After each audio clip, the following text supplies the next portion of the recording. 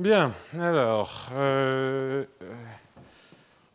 en fait, je vais faire une séance dont la première partie sera consacrée à du nettoyage de choses que j'avais laissées en suspens ou des précisions. Donc, je vais tout faire dans l'ordre du cours, donc quelques précisions.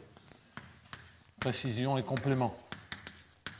Et puis après, dès que ceci sera fini, je passerai à proprement parler aux solutions saturées pour revenir un tout petit peu dessus et redonner quelques exemples.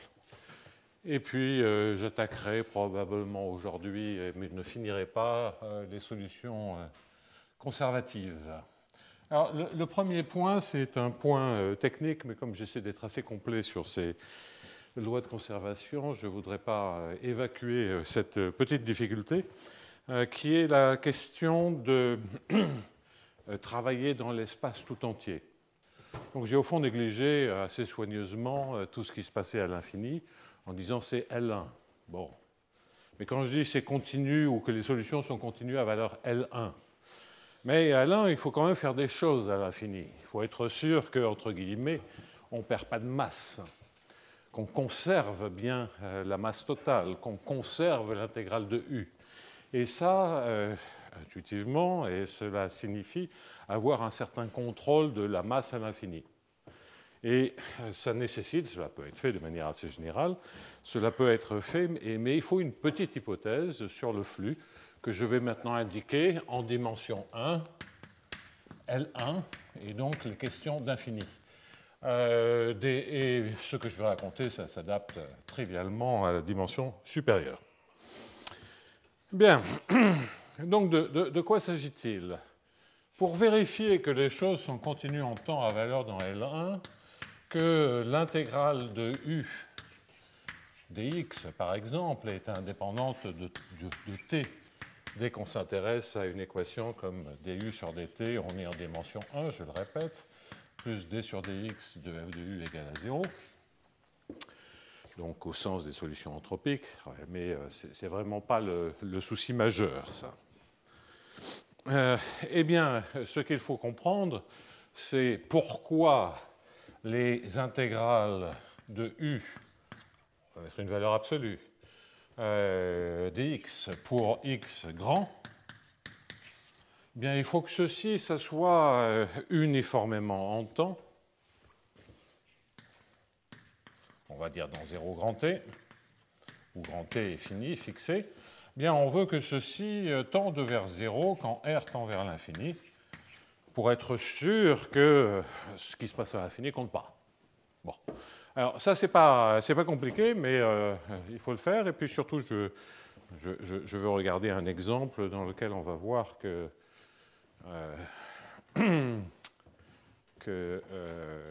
l'hypothèse naturelle est fondamentalement nécessaire. Bien, donc, comment faire ça? Bon, ben, une manière de faire les choses, c'est de prendre une fonction une fonction test qui R, qui va être qui de x sur R, ou qui est une fonction qui vaut essentiellement partout 1, mais vous faites un trou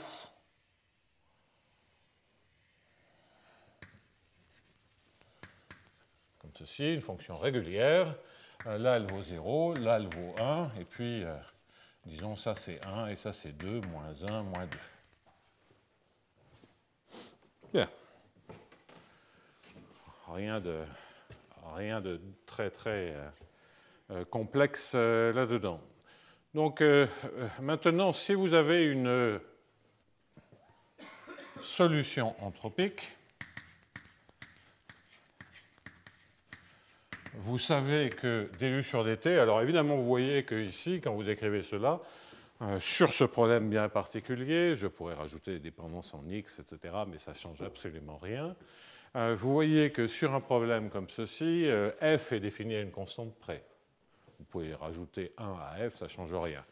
Donc on va normaliser, comme les solutions valent 0 à l'infini, je vais normaliser f en supposant que f de 0 est égal à 0. Bien. Auquel cas, si je prends la valeur absolue, eh bien, je vais avoir que d sur dt plus d sur dx. Donc là, ce que normalement vous devez écrire, c'est f de u, signe de u.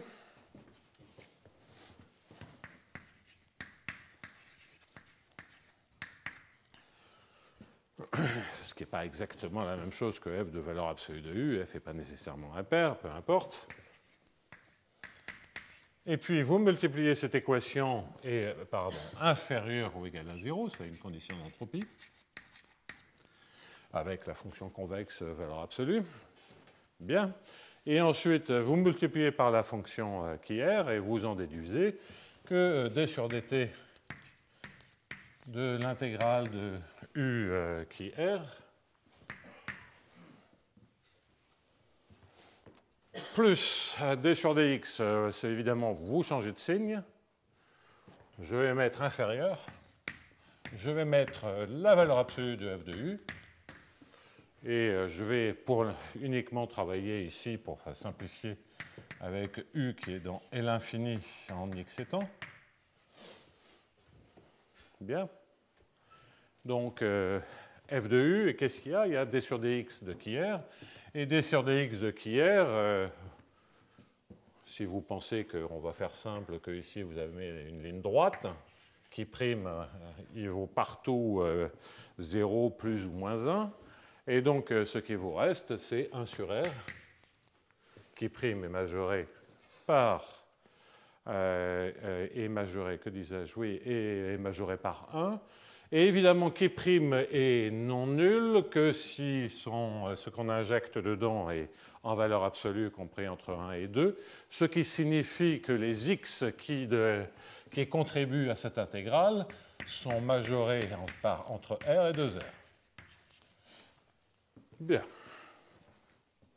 Alors, vu comme je prends L infini, comme je prends des hypothèses très fortes, il n'y a pas de souci.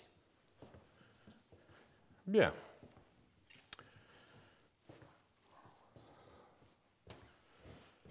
Alors, là, comment se débrouiller? Eh bien, il est facile de conclure, si on fait une hypothèse, que f de z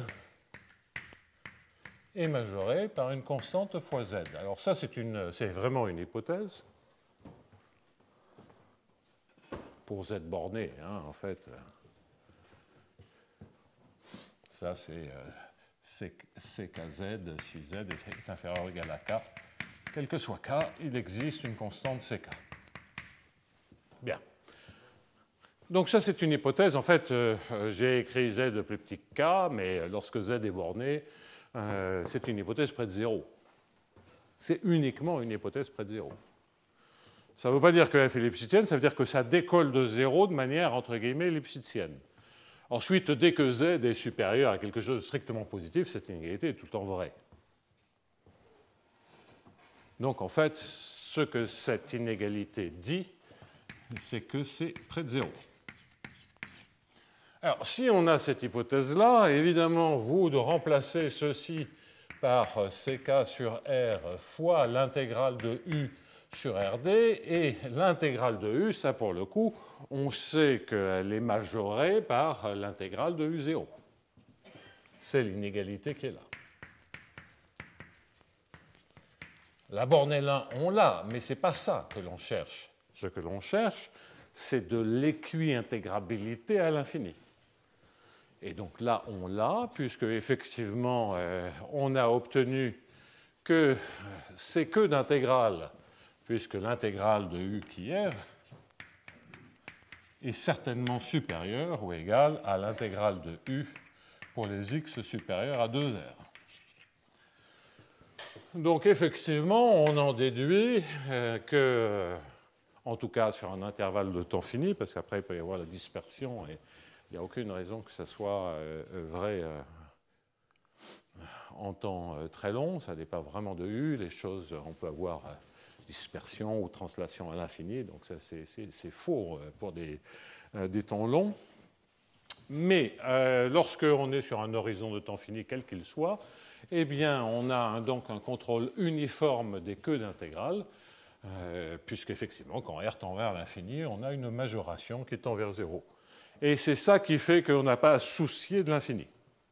Donc je voulais mentionner ce point-là, c'est totalement standard du point de vue des équations de dérivées partielles, pour qu'on discute un tout petit peu de cette hypothèse de comportement, entre guillemets, Lipschitz, près de 0.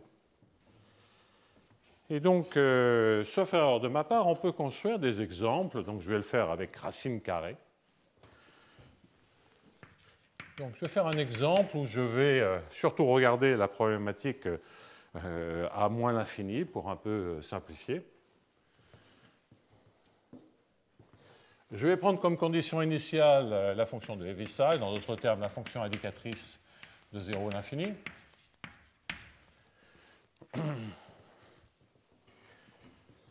De sorte que les U restent positifs et comme flux, je vais prendre par exemple racine carrée de Z. Alors je ne sais plus si c'est plus ou moins. La racine carrée ne joue aucun rôle. N'importe quelle puissance plus petite que 1 fonctionnera de la même manière. Et donc là, vous voyez bien que je suis en train...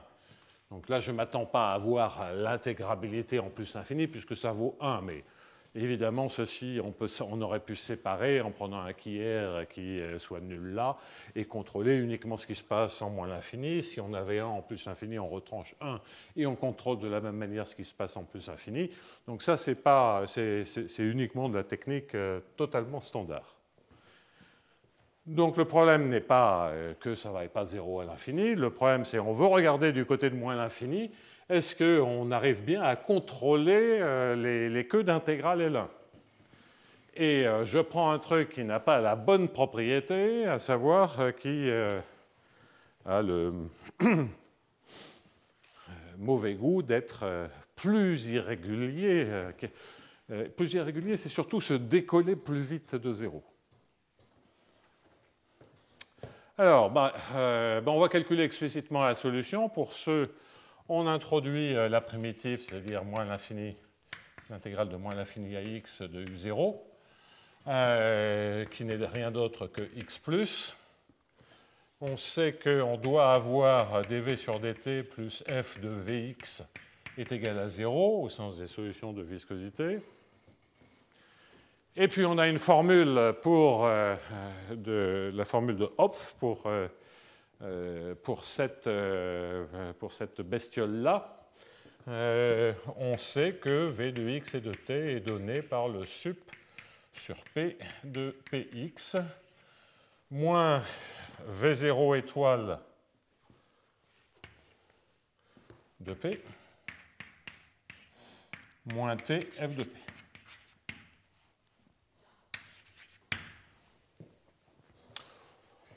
Bon, alors c'est parce que c'est une fonction convexe, et V0 étoile étant la fonction convexe conjuguée que je vais rappeler dans un instant.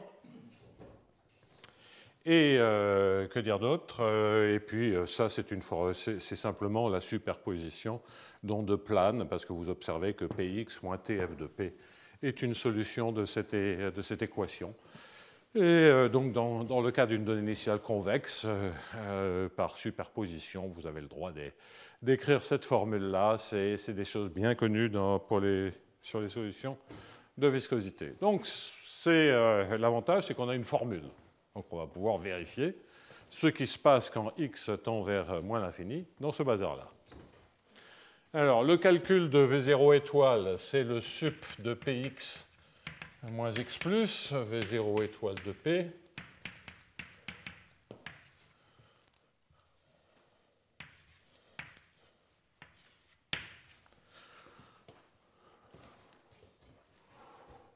Bon, si P est négatif, ça vaut plus l'infini. Parce que si P est négatif, vous pouvez prendre x négatif très grand, ça ne compte pas pour le x plus. Si P est plus grand que 1, ça vaut plus l'infini. Donc vous faites tendre x vers moins l'infini. Si p est plus grand que 1, vous faites tendre x vers plus l'infini, et le px l'emporte, et ça vaut à nouveau plus l'infini. Et lorsque p est compris entre 0 et 1, ceci a le bon goût, et on va fermer comme ceci a le bon goût de valoir 0, puisque vous avez intérêt à prendre, pour les x négatifs, c'est inférieur ou égal à 0, et puis pour les x positifs, si p est plus petit que 1, donc là j'aurais dû écrire sup sur x, ça aurait été plus clair. Eh bien, là, vous avez toujours quelque chose de négatif ou nul, et c'est nul en 0. Donc 0 est le maximum atteint en x égale à 0. Donc ce sup est particulièrement simple parce que vous pouvez oublier le moins v0 étoile de p et dire que vous allez en fait regarder le sup sur les p compris entre 0 et 1. Bon, alors, le plus ou moins racine de z devient, comme j'ai un signe moins plus. Donc ça veut dire que je ne sais pas encore si je vais choisir plus ou moins. Il y en a un qui marche et je pense qu'il y en a un qui ne marche pas.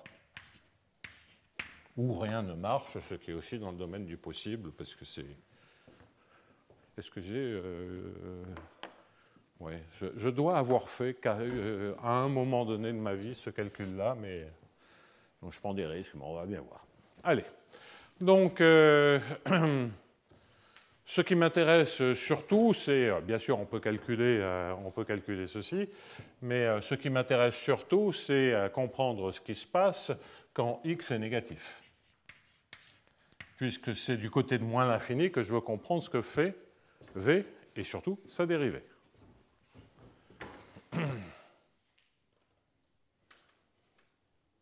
Bon, on va voir. Donc, lorsque x est négatif, le p étant positif, vous voyez bien que si vous prenez le signe moins, il ne va rien se passer de très intéressant. Le signe moins, c'est le signe plus.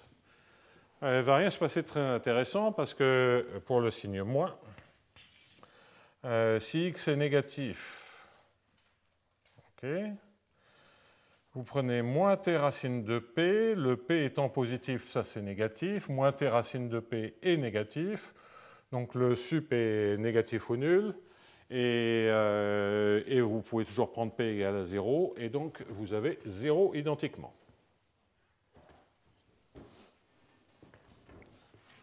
Je répète, ça c'est négatif, avec le signe moins c'est négatif, et donc vous ne pouvez pas faire mieux que 0 que vous atteignez pour p égale à 0. Alors, pour le signe plus, pour le signe plus, regardons un tout petit peu ce qui se passe. Cherchons un 0 de la dérivée, c'est-à-dire x plus t sur 2 plus t sur 2, 1 sur racine de p. En d'autres termes, qu'est-ce que l'on a? Égal à 0. On trouve un p, racine de p, racine de p qui est égale à moins t sur 2x. Qui a le bon goût, et c'est effectivement ce qu'on veut, qui a le bon goût d'être entre 0 et 1, pour quels x? 0, c'est x est négatif, ça c'est bon, et ça appartient donc à 0, 1. Si et seulement si x est négatif, et même si x est suffisamment négatif, parce que vous voyez que si x est proche de 0, ceci, ça tend vers plus, du côté négatif, ça tend vers plus l'infini, tandis que si x tend vers moins l'infini, ceci tend vers 0. Donc, il y a une valeur limite, c'est quand ça vaut 1, et ça vaut, ça vaut 1, quand x est égal à moins t sur 2, si je ne m'abuse. Donc, on a trouvé le bon P. Et pour ce P-là, qu'est-ce que je trouve?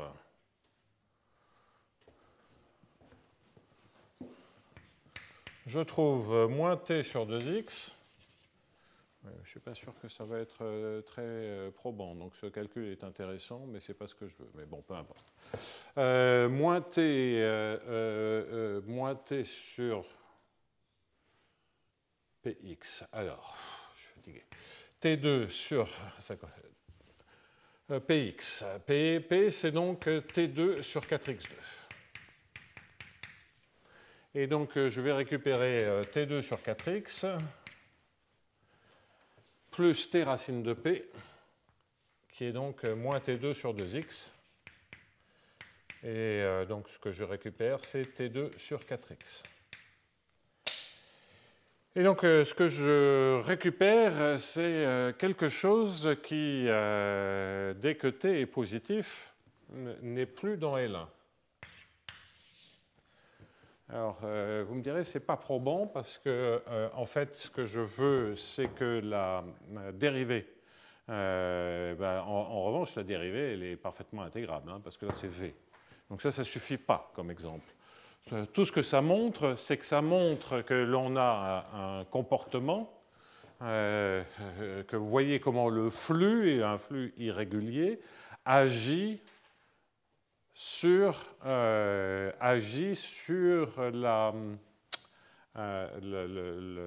comportement à l'infini. Parce que si f était lipschitien, le V, on voit bien la différence, donc ce n'est pas un contre-exemple à ce que je disais, mais ça permet de voir la différence. Si V étant lipschitien, c'est un peu plus fort que ça, mais on a en fait la même propriété avec ça.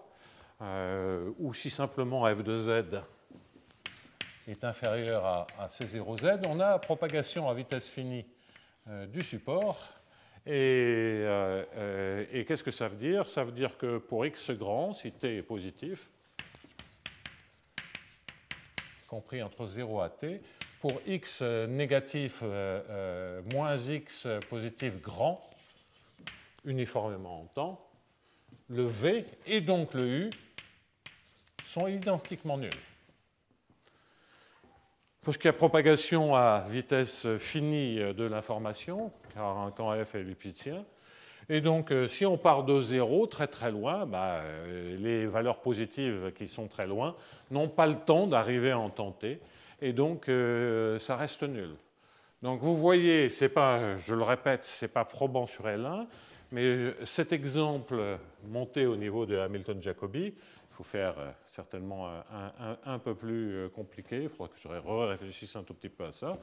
En tout cas, vous voyez comment le comportement près de l'origine conditionne la manière dont V et donc U décroissent à l'infini. Dans un cas, à travers cet exemple, on voit quelque chose qui est à support compact, et dans l'autre cas, pour le V, ça décroît en 1 sur x. Donc c'est même plus intégrable au niveau du V, mais ça fait quand même du 1 sur x2 au niveau du...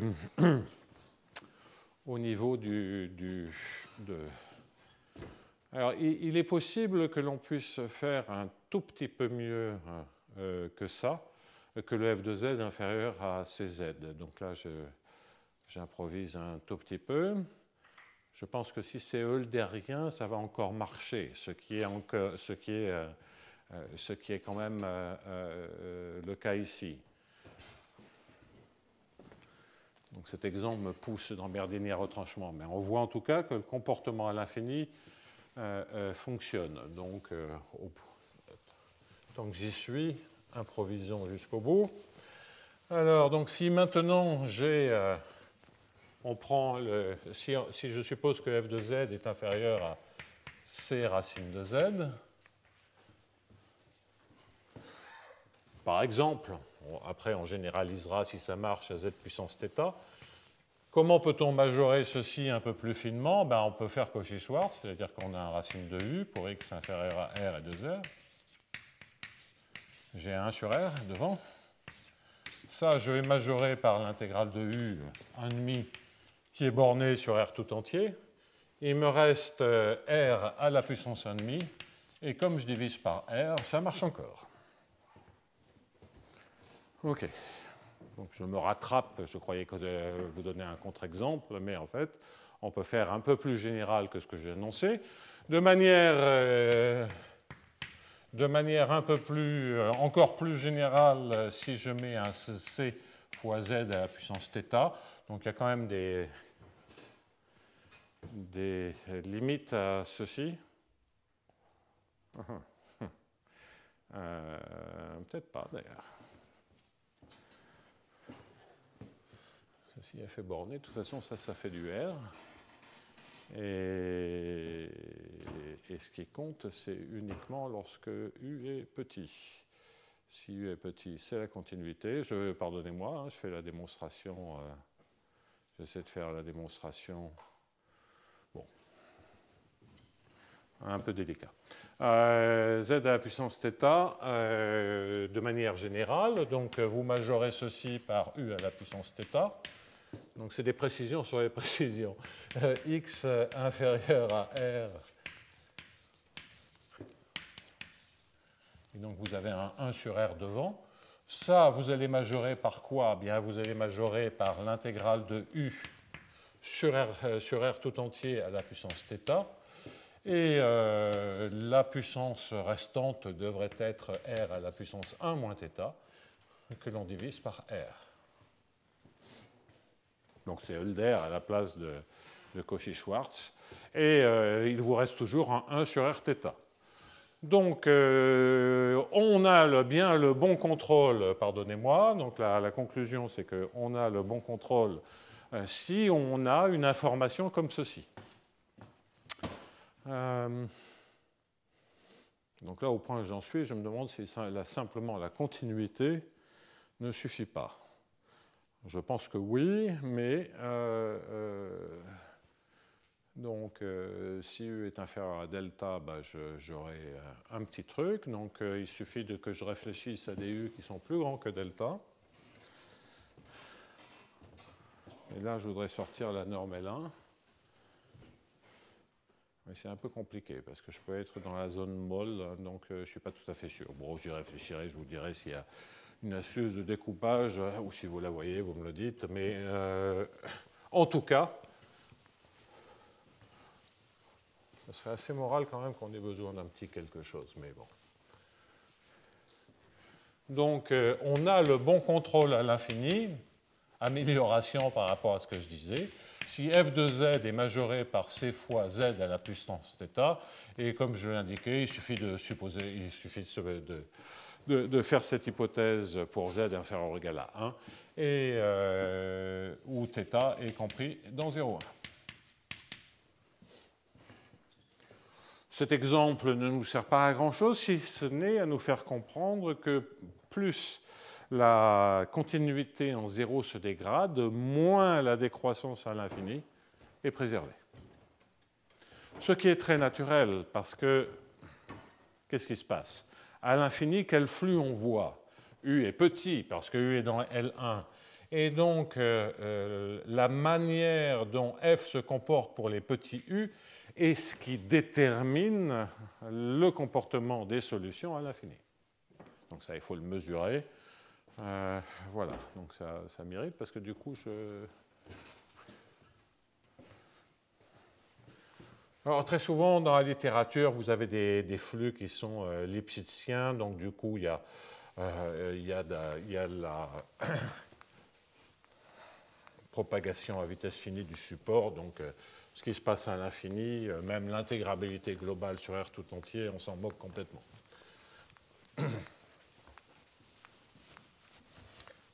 Mais si on s'intéresse à des flux un peu moins réguliers, il faut faire un tout petit peu attention. Je ne suis pas convaincu qu'il y ait besoin de grand-chose, mais je ne sais pas. Donc je réfléchirai un peu. Est-ce qu'on doit aller chercher des flux dont le comportement est encore plus rapide pour sortir de zéro? Je ne sais pas. À suivre. En tout cas, voilà déjà avec une classe très générale, puisque dès que c'est eulderien, on a cette hypothèse, que je suppose toujours que les flux sont continus.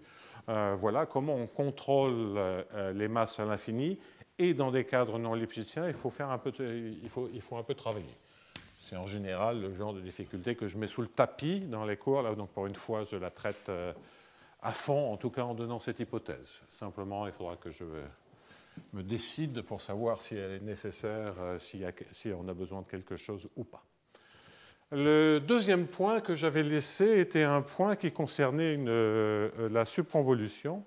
Donc toujours pour la même équation, dimension 1 en dimension d, donc du sur dt plus divergence de f de u est égal à 0. J'ai une solution entropique et en fait une sous-solution entropique. F est, disons, qui est continue à valeur dans L1 inter L infini en xt. Bon. Et ce que l'on a vu, c'est que le max de deux sous-solutions était une sous-solution. C'était la relecture, au cours 2, c'était la relecture de la démonstration de Krouchkov. Et je vous avais indiqué, toujours le parallèle avec les solutions de viscosité, que du coup, on aurait envie de regarder ce qu'on appelle la subconvolution, qui consiste à dire, je prends le sup, je regarde u de x plus z, pour z inférieur à, disons, delta.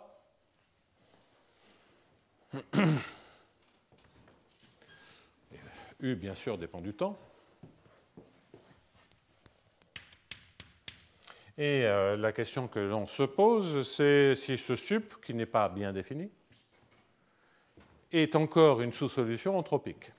Formellement, on a envie de dire c'est un max de solutions, parce que chaque fois que je prends u de x, que je translate de z, ben une solution, l'équation est invariante par translation, donc c'est encore une sous-solution entropique, et les sous-solutions entropiques sont stables par max. Donc formellement, c'est une sous-solution entropique. À ceci près que 1, U n'est que L infini, ce n'est pas continu, donc ce sup ne veut rien dire. Donc si une manière delta, alors on peut le considérer comme fixé. Donc Sylvester a démontré que c'était une sous-solution dans des cas où les flux sont vraiment non linéaires. On n'a pas besoin de cette hypothèse. On a besoin d'ailleurs penser à un cadre linéaire, qui est donc le contraire de vraiment non linéaire. Dans un cadre linéaire, vous translatez la condition initiale et donc la solution et cette opération de sup commutent, puisque c'est juste les translater. À part que le sup n'est pas défini. Alors déjà, une manière de dire, c'est de dire, je prends le sup essentiel ici. Comme ça, je n'ai pas de souci à me faire.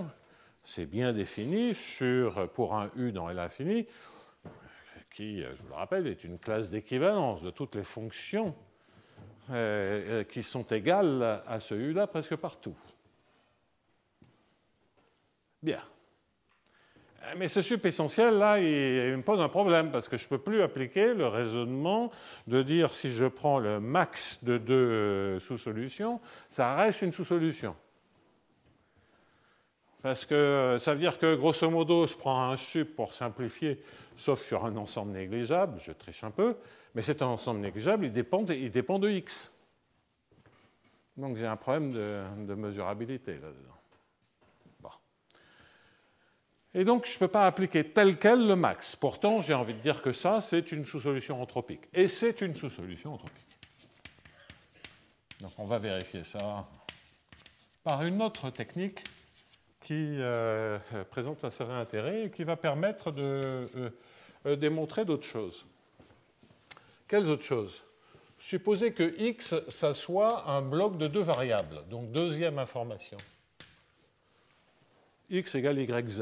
Donc ça, x est dans RD, Y est dans RK, et Z est donc dans RD moins K. Donc, vous avez les K premiers flux qui correspondent à la variable Y, et puis les D moins K flux suivants qui correspondent à la variable Z. Très bien.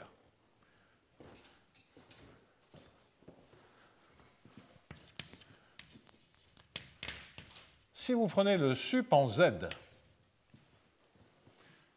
de UX, c'est YZ, T,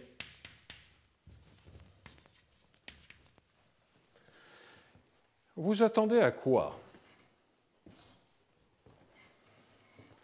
Bah, déjà, formellement, vous fixez Y, vous fixez T à un point de maximum, sup en Z. Le D sur dz, il vaut 0. Donc, il y a les dérivés en Y, et puis après, il y a les dérivés en Z. Mais quand vous êtes en train de regarder dz de la partie, je vais appeler ça F2, c'est les D-K flux. Donc, c'est la divergence en Z de ceci. Bah, vous voyez que lorsque vous développez ceci, ça fait donc la somme sur I des F'2, enfin c'est la ième composante, U, du sur dz, et donc là où du sur dz s'annule, ça vaut 0. Donc vous attendez à avoir la même inégalité, mais où on oublie complètement la variable z. Phénomène général des solutions de viscosité. On se pose la question, qui est formellement vraie aussi pour les lois de conservation scalaire. Et donc, on se pose la question de est-ce que ce sup ne serait pas une sous-solution entropique de quelle équation? De l'équation restante, c'est de d, donc si j'appelle ça v, dv sur dt, plus la divergence en y du flux que je vais baptiser fy de u. Donc étant entendu que f, c'est fy, fz. Donc là, j'en ai k. Et là, j'en ai d-k. Et c'est pas u, c'est v. Bon. Alors, un cas particulier de ceci, c'est quand même pas tout à fait neutre, parce qu'un cas particulier de ceci, c'est k égale à 0. K égale à 0, ça veut dire que toutes les variables z, c'est toutes les variables x. Donc, il n'y a plus ce terme-là. Et ce dont je suis en train de parler, c'est du sup. Et effectivement, ce n'est qu'une conséquence du théorème de comparaison. On sait que le sup est une fonction décroissante du temps. Donc, pour le sup, lorsque k est égal à 0, ça veut dire que le sup, et je vais bien entendu écrire que c'est le sup essentiel, que le sup essentiel de U est une fonction décroissante du temps. Ça, c'est le principe de comparaison. Si U, à un certain instant, est inférieur à une constante, cette constante est une solution du problème, donc U est toujours plus tard en dessous de cette constante. Donc le sup ne peut que décroître. Donc, entre k égale à 0 et k égale à d, où on n'a rien fait, le v c'est u, eh bien, vous avez toutes les possibilités où vous pouvez gommer direction par direction en prenant des sup, vous pouvez gommer une partie de l'équation. Donc, c'est une remarque qui peut être utile parfois. Et les deux questions vont être traitées d'une manière très similaire. Celle-ci est probablement légèrement plus compliquée que celle-là, mais enfin, une fois qu'on a compris l'astuce, ça va bien se passer. J'ai écrit tout avec des sous-solutions. Bien entendu, vous avez les mêmes informations avec des sursolutions, à condition de changer tous les inférieurs ou égal à 0 en supérieurs ou égal à 0, et tous les sup essentiels en inf essentiel, bien sûr.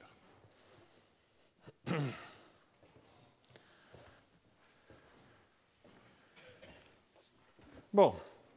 Donc en fait, la difficulté, c'est que ce bazar-là, il n'est pas très pratique à cause de ce foutu sup essentiel. Donc,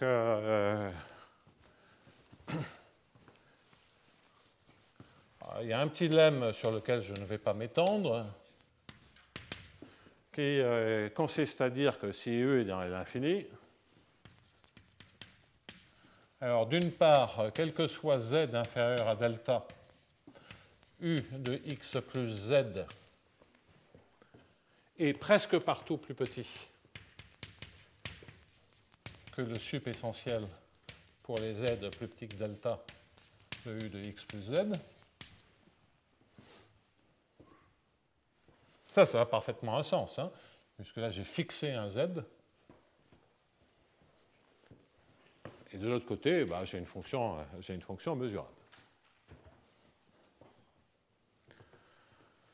Et une sorte de réciproque, parce que je veux faire le pendant avec les translations.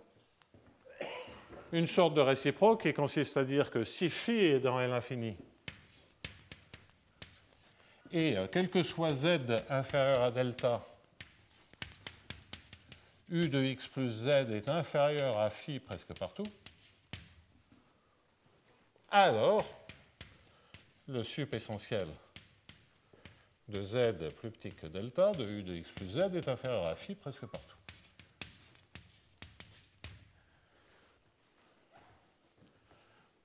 Donc ça, qu'est-ce que c'est en train de décrire? C'est en train de décrire que pour la relation d'ordre partiel de la comparaison presque partout, le sup essentiel qui est là est l'élément maximal de tous les trucs, ou minimal, de tous les trucs qui dominent chacune des translatées. Bon. Si vous aviez des fonctions continues, ça serait trivial. Si vous avez des fonctions à l'infini, c'est un peu embêtant. Ça n'a rigoureusement aucun intérêt une fois qu'on sait que c'est vrai. Puisqu'on s'attend à ce que quelque chose comme ceci soit vrai. C'est stable par convergence à l'infini. J'ai tous les presque partout, là où il faut. Donc, bon, c'est OK pour les fonctions continues, mais ça, on s'en fout. C'est stable dans l'infini, pour la convergence à l'infini.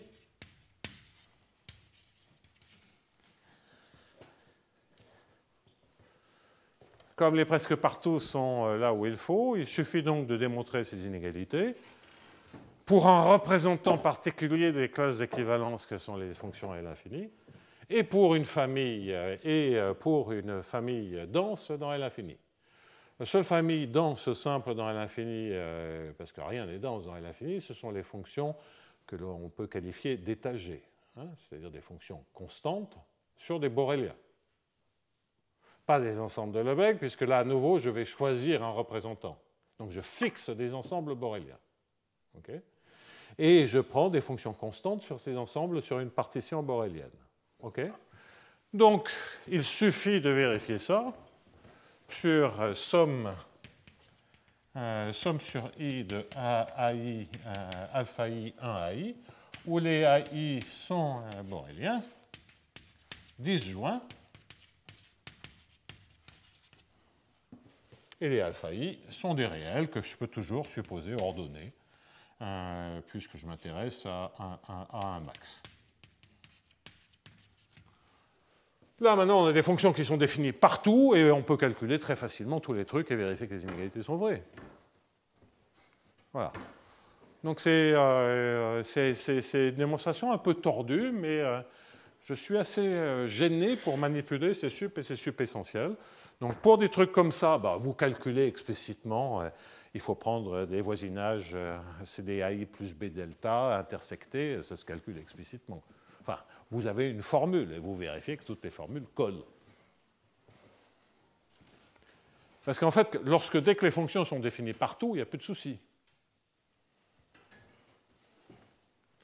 Et le problème, c'est que prendre un sup... la difficulté, c'est quoi? C'est qu'on est en train de prendre un sup non dénombrable de fonctions qui sont des fonctions dans l'infini. Et le danger, c'est d'accumuler de manière continue des ensembles mesurables. Bon. Alors, c'est des choses un peu bizarres, parce que typiquement, quand on est analyste, ce genre de problématique de théorie de la mesure, on dit toujours ça ne sert absolument à rien, on s'en fout, c'est du temps perdu. Non, les probabilistes font un peu plus attention parce qu'ils ont des problèmes de mesurabilité un peu plus sérieux que ça. Mais Boni et Alix faisaient son cours en disant toutes les fonctions sont mesurables puisque de toute façon il faut l'axiome du choix non continu pour non dénombrable pour construire une fonction non mesurable. Donc, ouais, c'est un point de vue. Du point de vue pédagogique, ça se tient. Mais enfin, on peut dire des bêtises aussi comme ça. Parce que même si... parce qu'il y a une différence entre dire je me moque de l'axiome du choix continu et donc toutes les fonctions sont mesurables et dire je ne veux pas me servir dans mes démonstrations de l'axiome du choix non dénombrable, ce qui est mon cas. Mais ce n'est pas tout à fait la même chose que d'avoir un... Dans un cas, on évite un point gênant, dans l'autre cas, on l'oublie. Bon, ces propos bizarres sur l'axiome du choix, empressez-vous de les oublier. Donc, voilà pourquoi on va pouvoir manipuler, ou comment on va pouvoir manipuler ces sup à travers ces deux règles qui, d'une certaine manière, disent bien que c'est le sup sur tous les z dans la boule de rayon delta, parce que je n'ai pas vraiment le droit de manipuler cet objet. Bien. Alors, ça ne nous arrange quand même pas totalement, parce que le principe de démonstration que l'on fait dans les solutions de viscosité, c'est de dire les translatés sont des sous-solutions, je prends un sup de sous-solution, ça marche, et puis comme dans les solutions de viscosité on a des fonctions continues, un sup continu, un sup sur une boule de rayon delta ou un sup dénombrable, c'est la même chose. Donc on n'a pas de souci à se faire. Là, on est obligé de se faire un peu de souci. Il y a un souci, hein? Non? Bon. Alors, donc... je vais faire la démonstration dans ce cas-là et vous verrez une autre technique de démonstration. Qu'est-ce que ça veut dire sous-solution entropique? Une sous-solution entropique, je vous le rappelle, c'est dire que U sub K est sous-solution au sens des distributions, c'est-à-dire on écrit l'inégalité au sens des distributions, quel que soit K dans R. Alors, aussi bien le sup que je viens d'effacer que celui-ci, vous voyez qu'il commute avec prendre le maximum de cette fonction et de K. C'est-à-dire que ça, sub K, c'est égal au même sup essentiel de U sub K.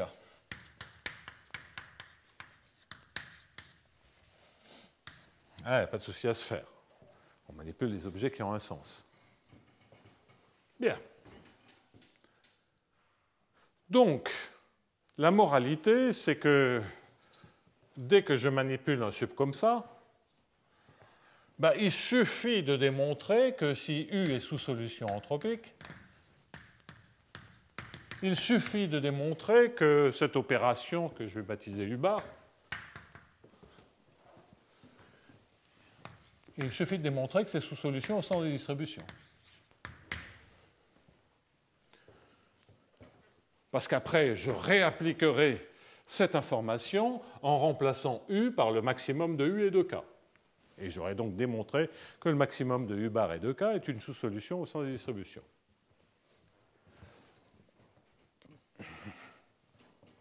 Donc là, on voit bien pourquoi la formulation avec les max est très adaptée à ce genre de manipulation.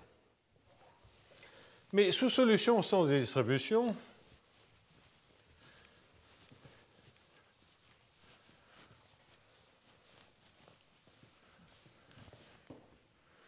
donc je vais fixer un temps, c'est 0. Et je vais résoudre l'équation du sur dt, ou je vais appeler ça dv sur dt, plus divergence de f de v égale à 0, donc l'équation, en mettant comme condition initiale u bar. C'est u bar en t0.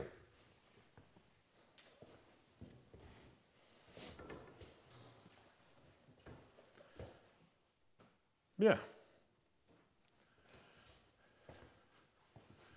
Que puis-je dire? Pour t supérieur à t0, qu'est-ce que je peux dire? Ce que je prétends, c'est que V va être plus grand que V à l'instant t, va être plus grand que U bar de t. Et ça va être une manière faible de dire sous-solution. Parce qu'on part de U bar à l'instant t0 et à un instant ultérieur, on est en dessous de la solution. Je conclurai dans un petit instant pour montrer pourquoi ceci est vrai, pourquoi ça entraîne bien que c'est sous-solution. Mais déjà, comprenons de quoi ça vient. Ah merde, j'aurais pas dû effacer le lemme. Première observation, bien, c'est que U bar de T0 est supérieur ou égal, sont toutes des fonctions à l'infini, donc tous les supérieurs ou égal à maintenant, c'est des presque partout. Hein. À U de point plus Z de T0, quel que soit Z plus petit que delta.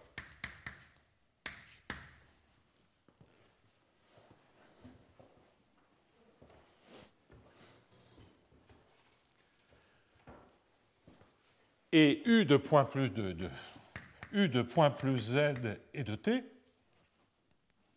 donc le U translaté, est sous-solution. Les sous-solutions sont invariantes par translation. Cela veut donc dire que la solution est au-dessus de cette sous-solution. Cela veut donc dire que V de t est supérieur ou égal. Alors, pour dire ça, c'est la première partie du lemme. Hein. C'est-à-dire que le sup essentiel est au-dessus des translatés. Et maintenant, je vais me servir de la deuxième partie du lemme en disant j'ai un V de t qui est effectivement plus grand que U. Je vais écrire ça autrement. Un V de x et de t qui est supérieur ou égal presque partout à U de x plus zt, quel que soit t supérieur à t0. Ça, c'est une fonction dans L infini. La deuxième partie du lemme me dit que ça entraîne que V est supérieur à U bar. Et j'ai donc démontré que V de t était supérieur ou égal à U bar de t. En d'autres termes, j'ai démontré de manière qu'on avait une sous-solution, en un certain sens, intégrale. Donc il ne reste plus qu'à conclure. Donc les idées de sup sont toujours là, mais j'ai contourné un peu la manipulation ponctuelle de ces objets par ce biais-là. Et donc maintenant, pour conclure, là j'efface les points d'interrogation. La conclusion, c'est pourquoi ceci est vrai. Alors, ceci est vrai, on va prendre une fonction de test positive C infini à support compact.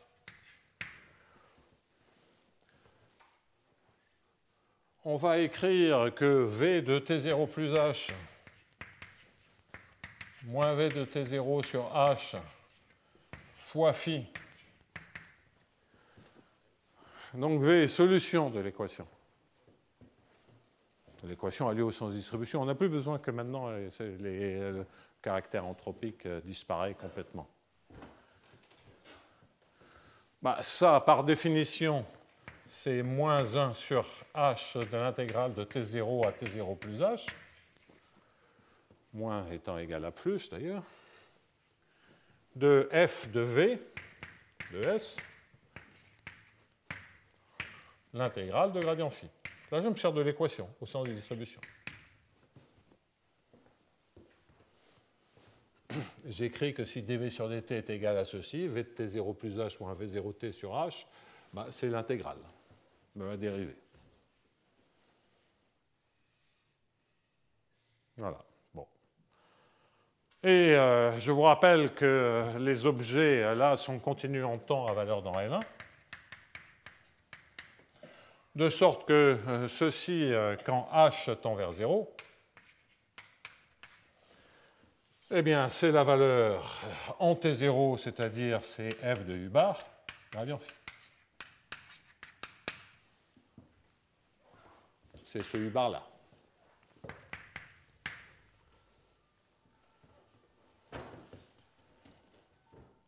Bien. Qu'est-ce qu'il me reste plus il me reste plus qu'une seule chose à dire. C'est que le V de T0, c'est le U bar. OK? Et V est supérieur ou égal à U bar. Et donc, j'ai démontré, quel que soit T0, que l'intégrale qui est ici,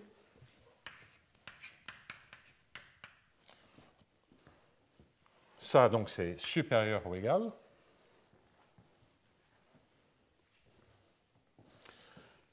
Et donc, si c'est supérieur ou égal à quelque chose qui tend vers ceci,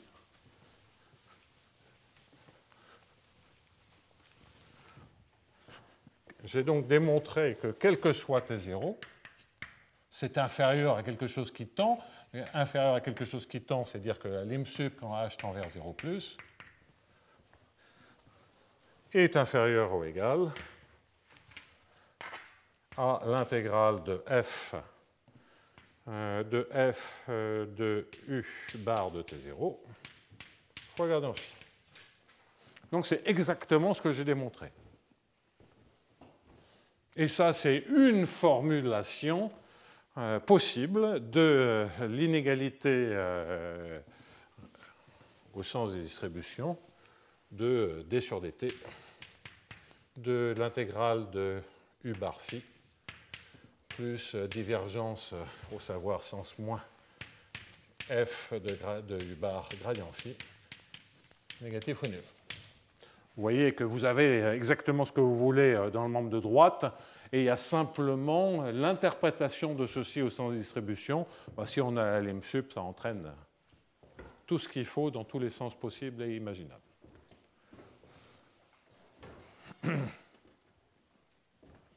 Donc ça, je passe sur des points techniques qui n'ont pas beaucoup d'importance. Donc vous voyez, ce schéma de démonstration, je voulais montrer, ce n'est pas que le sup essentiel ou le c-sup partiel, ça soit aussi passionnant que ça, mais c'est une autre manière de comprendre, de voir l'aspect sous-solution. Sous-solution, grâce au principe de comparaison, c'est aussi la même chose de dire que c'est inférieur à la solution en partant de la sous-solution comme condition initiale. Et ce, pour tout temps. C'est équivalent. C'est une autre formulation. Bon. C'est le principe de comparaison, toujours. OK, alors une troisième remarque destinée à... En fait, c'est un truc qui m'irrite profondément parce que régulièrement j'oublie et je suis perdu. C'est les symétries x donne moins x pour les lois de conservation. Donc, laissez-moi partager mon tournis. Étant entendu que je vais vous dire comment ça marche, mais que ça me trouble toujours.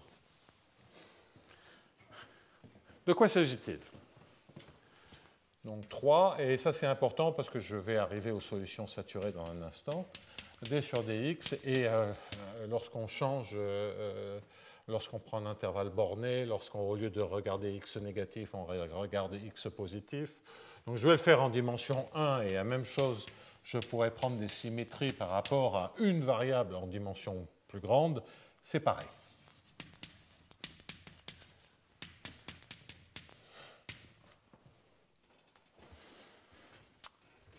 Et donc, qu'est-ce que je veux faire? Je veux changer x en moins x. Pas très compliqué.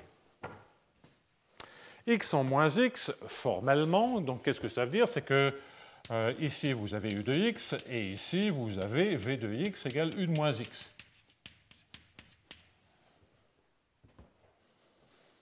Bon. Eh bien, là, ça marche bien. J'écris pour sous-solution. Sous-solution pour u, et veut dire que v est sous-solution. De quelle équation? Le moins x à l'intérieur, il n'y a pas de problème, mais évidemment, le d sur dx, il y a un changement de signe. Et donc, c'est pour moins f. Ce n'est pas sous-solution de la même équation, c'est sous-solution de l'équation avec moins f. Bon. Et là, il n'y a rien à faire. Hein. puisque c'est vrai au sens des distributions, et puis le U sub k, bah, c'est pareil avec des moins x ou des x. Ça, c'est évident au sens des distributions, c'est fait pour, et comme c'est stable par max de k, il n'y a pas de souci. En même temps, si on remonte au niveau de Hamilton-Jacobi, c'est-à-dire si on prend V, ça fait beaucoup de V, si on appelle grand U est égal à l'intégrale de moins l'infini x de petit u, j'ai un du sur dt plus un f de ux égal à 0. Donc j'ai une solution de viscosité sur la droite complète. J'ai le droit de regarder et U solution de viscosité. Je fais toujours x moins x. Ça me dit que grand W qui est égal à U de moins x et solution ou sous-solution, mais je vais parler, je vais rester solution, et solution de viscosité. Pour f, que je vais baptiser, allez, je vais mettre Tchetch. Ça a disparu, le Tchetch, dans les notations modernes, n'est-ce pas, François? Tu te souviens, quand on était enfant, on mettait des Tchetch partout. Je suis sûr que les jeunes, ils n'ont jamais vu, ils ne voient plus tellement ça. Bon. Curieux les modes sur les notations. Donc, pour f Tchetch, donc U Tchetch qui est égal à U de moins x. Pour f Tchetch, c'est-à-dire f de moins z.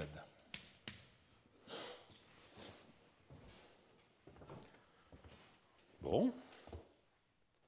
Évidemment, ce n'est pas la même chose.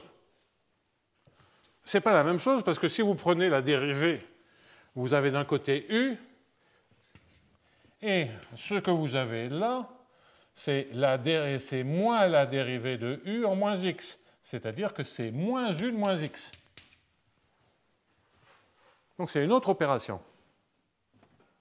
C'est-à-dire que vous êtes en train de regarder que U et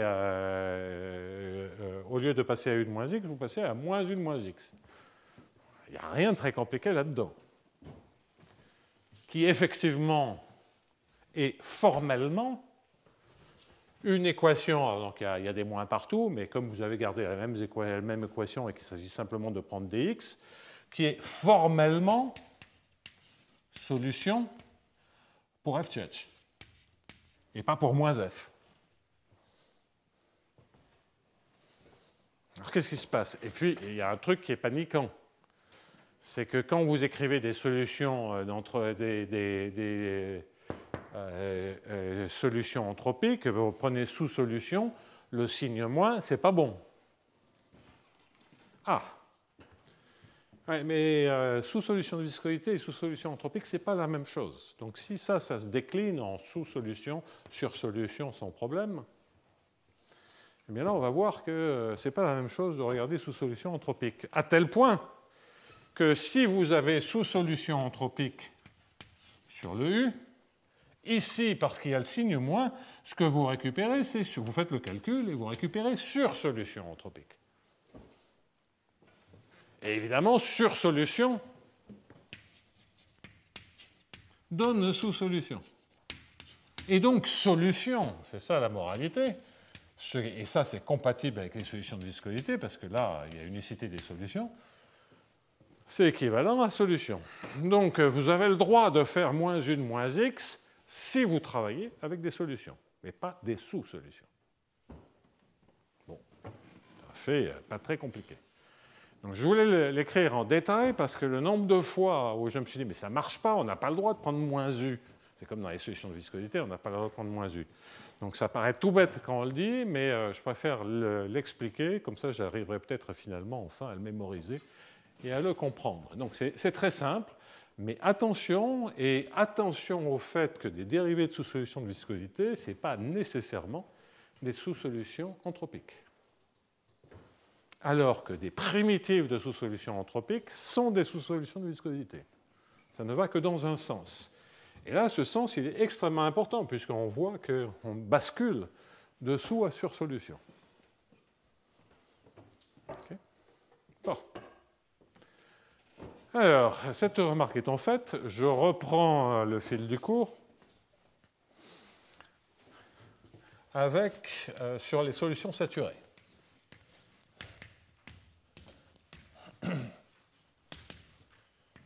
Je vais reformuler, c'est une manière de faire des révisions, je vais reformuler le théorème que l'on a démontré la dernière fois. Donc, les notations, un demi-espace, je travaille dans les x1 négatifs, toujours la même équation, pas de dépendance en x, je l'indique uniquement pour simplifier les notations. Et sous solution saturée, ça veut dire, enfin, une solution saturée pour une situation géométrique comme ceci, et avec un choix de f qui, d'une certaine manière, est croissant à l'infini, ça correspond à rechercher des sous-solutions pour x1 négatif et des sursolutions au sens intégral pour les x1 positifs. Donc, je ne réécris pas les définitions, c'est simplement de dire qu'on a le droit de manipuler des inégalités avec des fonctions de test qui, là, s'annulent près du bord, tandis que là, elles ne sont pas obligées de s'annuler près du bord. Et on ne tient pas compte du bord. Donc, le théorème qu'on avait démontré,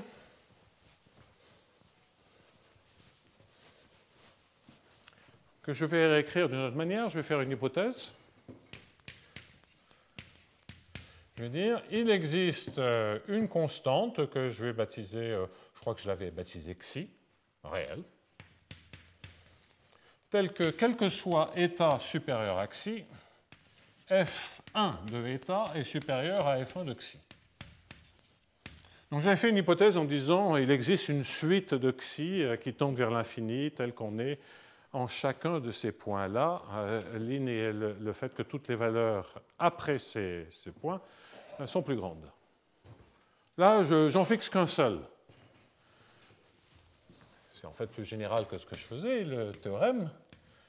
C'est que si on travaille sur tous les U0 qui sont dans L1 inter N infini et qui sont presque partout inférieurs à xi, donc si je travaille sur ce convexe de condition initiale, alors il existe une unique solution saturée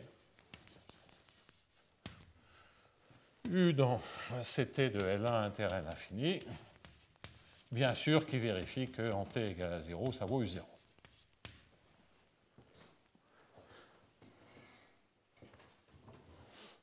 Bon. Donc ça, c'est ce que j'ai démontré la dernière fois. À part que j'avais pris un U0 quelconque, et donc j'avais besoin de passer au-dessus du sup de U0, du sup essentiel de U0, quel que soit U0, et donc il fallait que j'ai des xi aussi grands que possible. En fait, je voulais isoler ce résultat-là pour dire que oui, peut-être qu'on n'a pas une suite de points qui partent à l'infini pour le flux, mais dès qu'il y en a un, je peux résoudre pour tous les trucs en dessous. Et que potentiellement, ce que cela signifie, c'est que, si on pense à Hamilton-Jacobi, c'est que pour des flux très généraux, il peut y avoir des situations où le problème de contrainte d'état n'est résoluble que pour certaines conditions initiales, et pas toutes.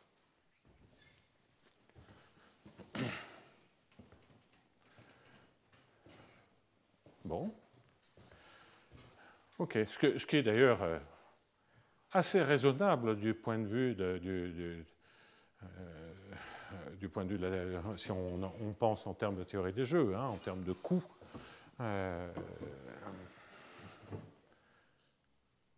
Bien.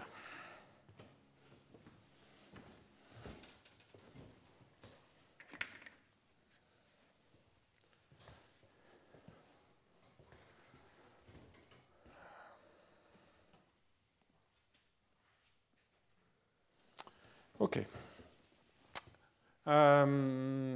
Qu'est-ce que ça, c'est ce qu'on a. Et de plus, on a contractivité dans L1, principe du maximum, principe de comparaison.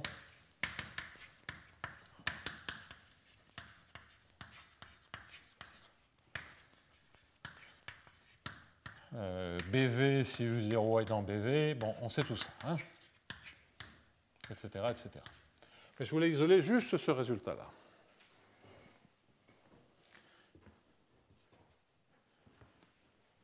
Et je vais maintenant me servir de x donne moins x. Donc, si je regarde le demi-plan x1 positif,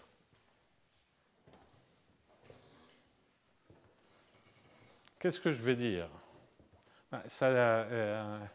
Si je prends la première symétrie,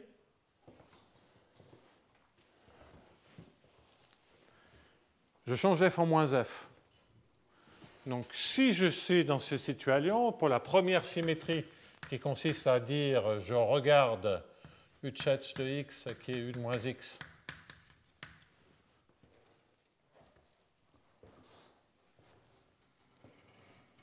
je change f en moins f. Donc, on a le même résultat, à part qu'il faut changer le sens des inégalités. C'est toujours sous-solution à l'intérieur, sur-solution jusqu'au bord, mais ce n'est pas la même hypothèse. Donc l'hypothèse, c'est il existe xi, tel que quel que soit état supérieur à xi, f1 de état est inférieur à f1 de xi.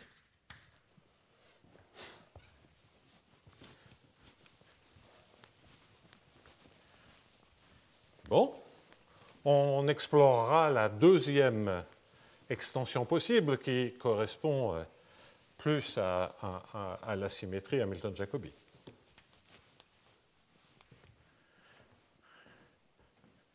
Et donc, maintenant, si je prends 0,1 comme domaine, bien entendu, ce qui compte, c'est le sens. En 1, j'ai cette hypothèse-là.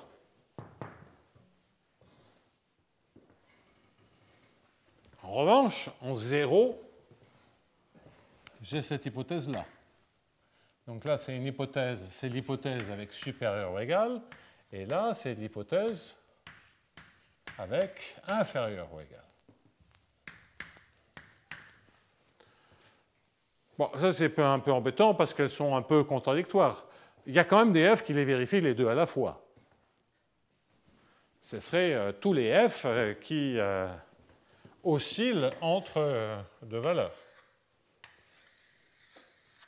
de manière périodique ou pas. Et là, je peux résoudre pour tous les u0 dans les deux sens. Mais dès que ça tend vers l'infini, dès que ça croît, ça sera faux d'un côté ou de l'autre. Ah. Oui, mais qu'est-ce qu'on demande de là? On demande, quand j'ai mis les trucs comme ça, avec les barres, c'est sur-solution, sur-solution.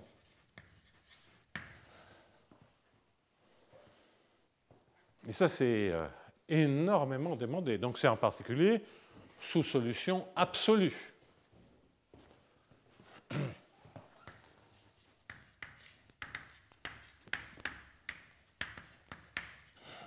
Mais ça, si j'ai un flux qui dépend que de z, d'abord, une remarque, c'est que ces objections disparaissent complètement si j'ai un f de x et de z.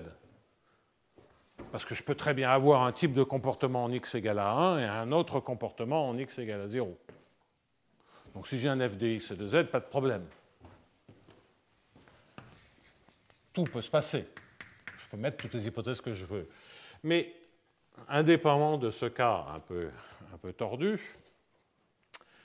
que dire là-dessus? Bah oui, c'est qu'une sous-solution absolue maximale sur 0,1, en général, ça n'existe pas. Dès que l'hamiltonien, dès que le flux a un comportement clair à l'infini, un objet comme ça n'existe pas. Donc ça veut dire quand même que ça existe pour des cosinus ou pour des flux qui sont des sinus, et on peut facilement comprendre qu'est-ce que c'est.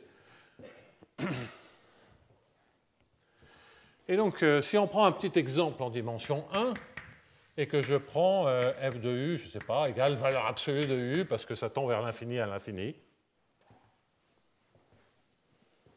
va éviter les cas linéaires. On parlera des cas linéaires dans un instant.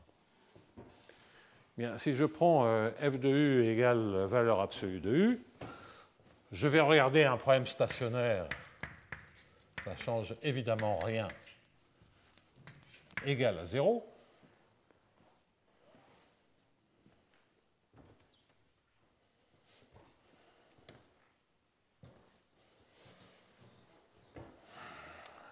Eh bien, je pourrais prendre moins valeur absolue de u, ça serait pareil. Hein. Eh bien, si vous prenez a et puissance moins x, c'est une solution C infinie de l'équation. Et les solutions pour tous les a positifs ou nuls. Donc, il n'y a pas de sous-solution maximale.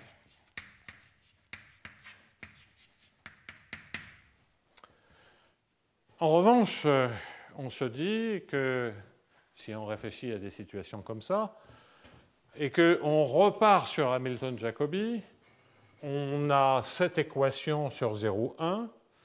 Les problèmes de contrainte d'état, c'est généralement des coûts qui grossissent au bord, c'est-à-dire, on a vu quand on rajoutait un epsilon laplacien qu'on avait des u epsilon qui tendent vers l'infini au bord. Donc, si on est au niveau de Hamilton-Jacobi et qu'on a 0, 1, on a plutôt des comportements comme ça. Et donc, en 1, de ce côté-là, on regarde plutôt des trucs qui regardent du côté de l'infini. C'est quel que soit état plus grand que xi, on regarde du côté de plus infini. Et donc, mais on se dit que si on veut répliquer ce genre de comportement, de ce côté-là, on doit plutôt regarder de vers moins l'infini. Et donc faire cette symétrie-là plutôt que de changer x en moins x. Ce qui est compatible avec Hamilton-Jacobi. Donc la deuxième possibilité, toujours pour passer à x positif, c'est d'introduire ce w de x qui est moins u de moins x. Et là, j'y ai droit parce que pour les solutions, j'y ai droit. En revanche, les sur, ça devient sous. Et donc, dans mon demi-espace, quand je disais sur-solution jusqu'au bord, dans ce cas-là, ça devient sous-solution jusqu'au bord. Sous-solution pour x1 positif ou nul. Donc, c'est du côté de x1 positif, c'est une sous-solution absolue. C'est le minimum des sur-solutions. On a changé tous les signes. OK?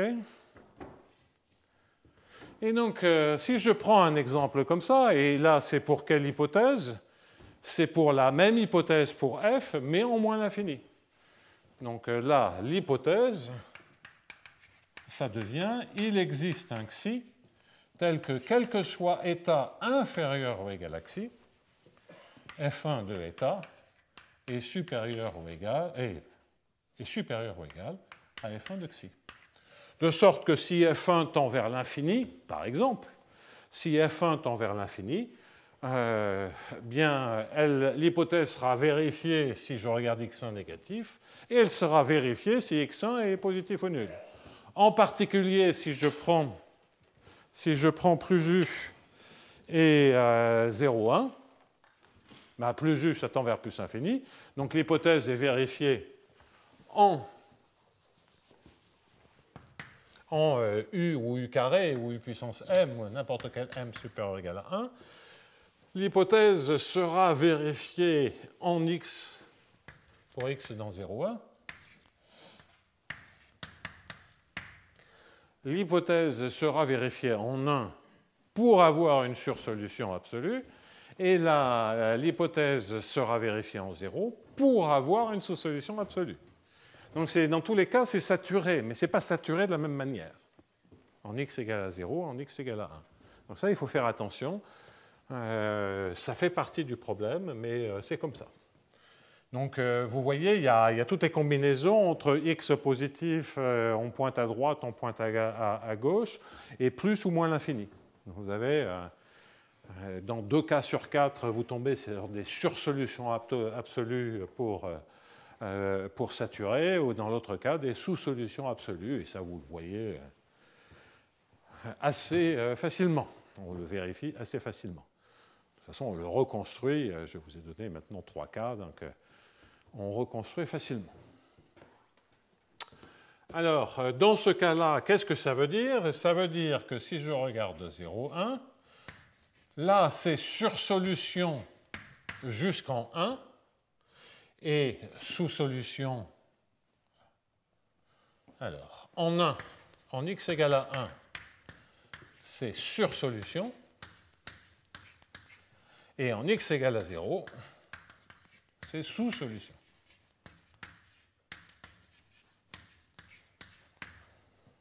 Donc ça a un côté extrémal, mais c'est ni la plus grande ni la plus petite. C'est autre chose.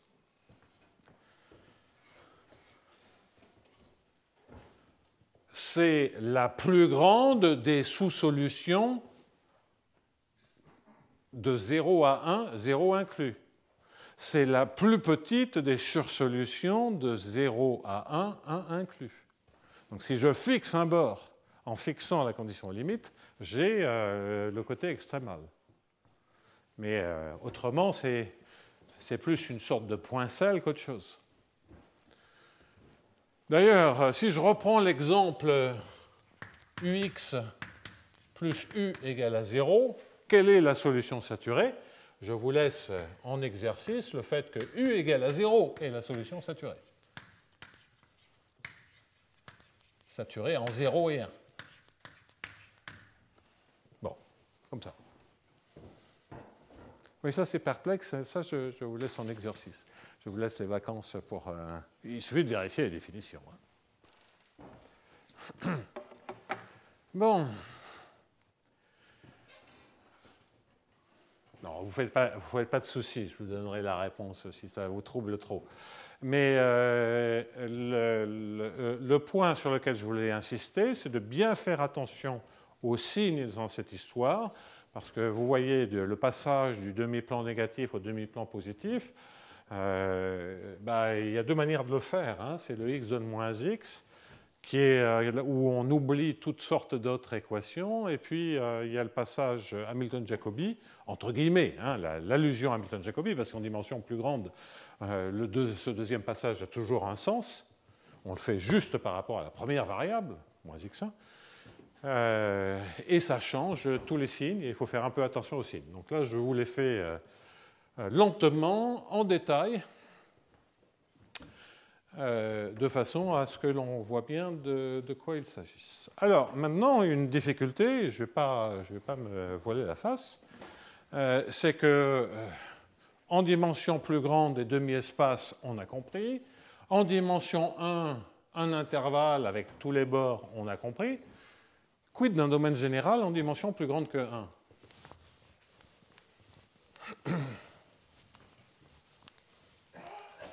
Donc là, de toute façon, Hamilton-Jacobi, ça ne sert plus à rien puisqu'on est en dimension plus grande que 1. Donc, remarque.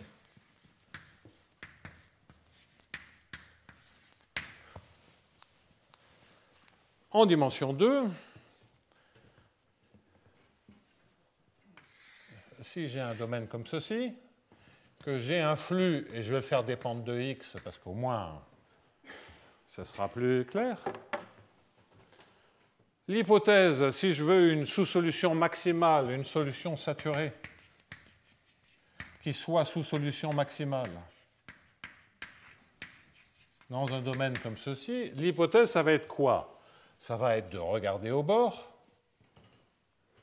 puisque tout le travail, c'était au bord. Souvenez-vous, dans la méthode de démonstration, on prenait une condition de Dirac-Ley, on faisait un bilan anthropique, et ce bilan anthropique, on disait, à partir d'une certaine constante, ça ne bouge plus, et donc on a en fait une solution saturée. Mais tout ça, c'était en zéro. Alors quand f ne dépend pas de u, on ne voyait pas le zéro. Mais autrement, si j'avais fait ça avec un f de x et de u, l'hypothèse qui est là, j'aurais dû le dire ici, le théorème, ça serait avec f1 de 0 et de z. Et il faudrait, bon, ça il faudrait quand même que je l'explique. Donc, remarque intermédiaire, je retourne en arrière. si j'ai un f de x et de z pour x1 négatif, l'hypothèse correspondante, ça va être de dire quoi? Ça va être de dire que quel que soit x' dans Rd-1,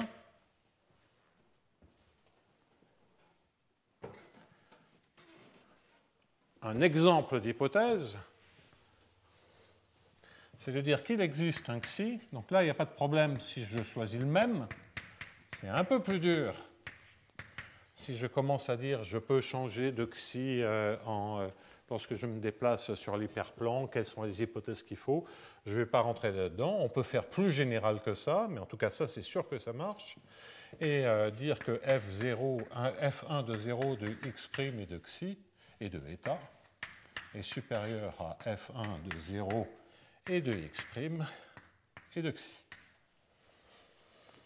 Donc ça, c'est exactement la même démonstration sur un demi-espace, et vous voyez que vous êtes en train de tester, ça c'est le point x', on est en x1 égale à 0, et je balaye l'hyperplan, et je demande qu'en chaque point de l'hyperplan, qui sont tous les points qui remplacent 0, je demande à ce que la même inégalité que précédemment ait lieu.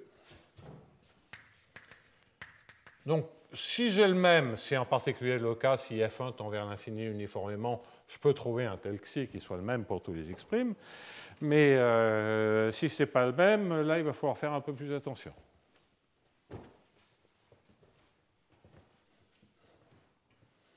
En fait, ce qu'il faut, la meilleure hypothèse, c'est qu'il faut que ce soit le même localement. C'est-à-dire qu'au voisinage, que vous puissiez prendre sur une petite boule autour d'un point quelconque, vous puissiez prendre le même. Après, ça n'a pas besoin d'être le même partout.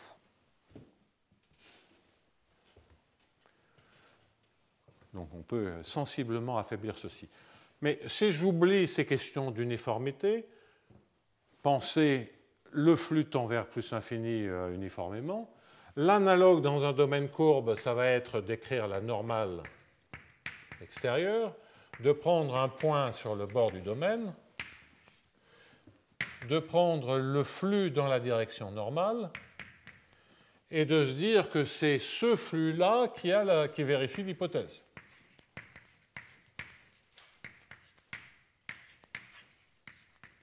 Il existe un xi tel que, quels que soient les états supérieurs à xi, le flux correspondant.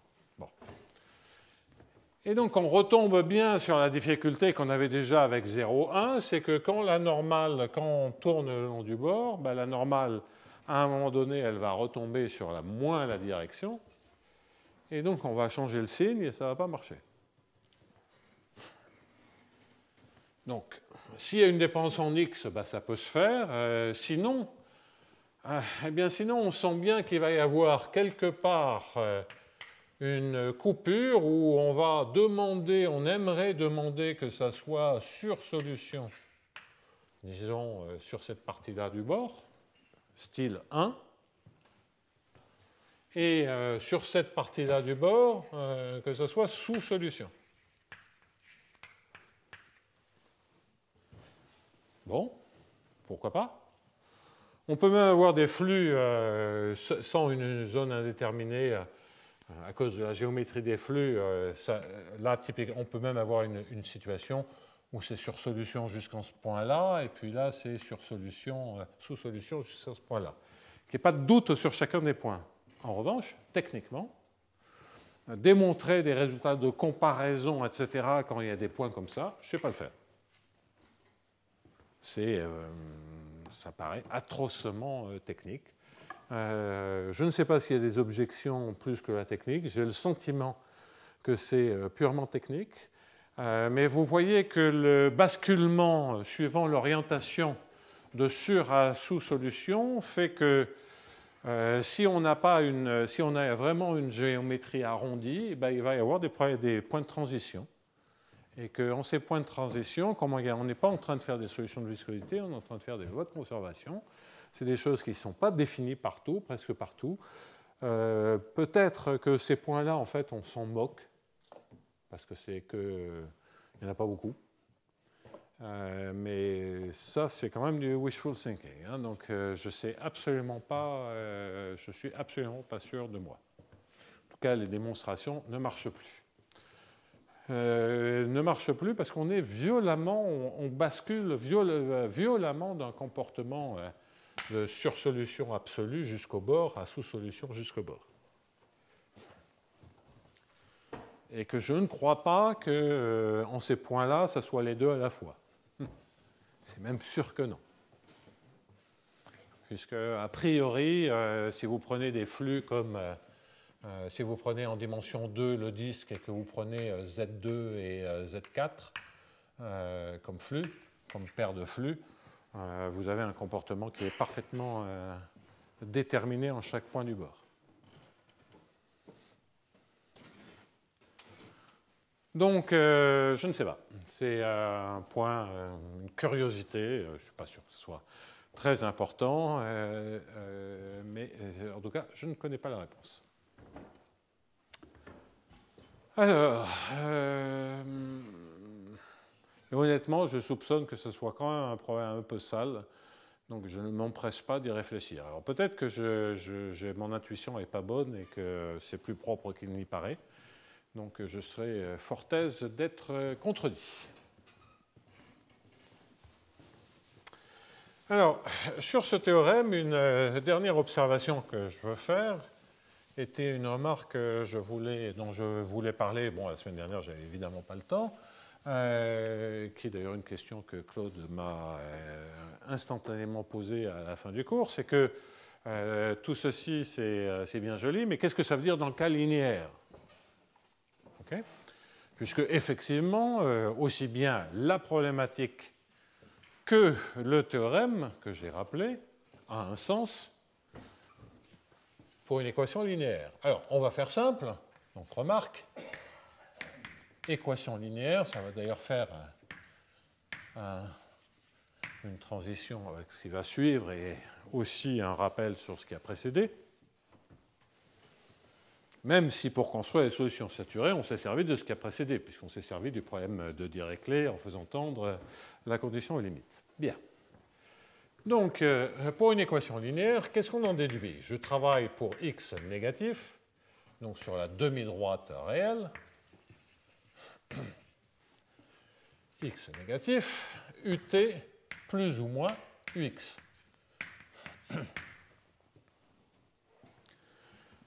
Pour le signe plus, on peut appliquer le théorème.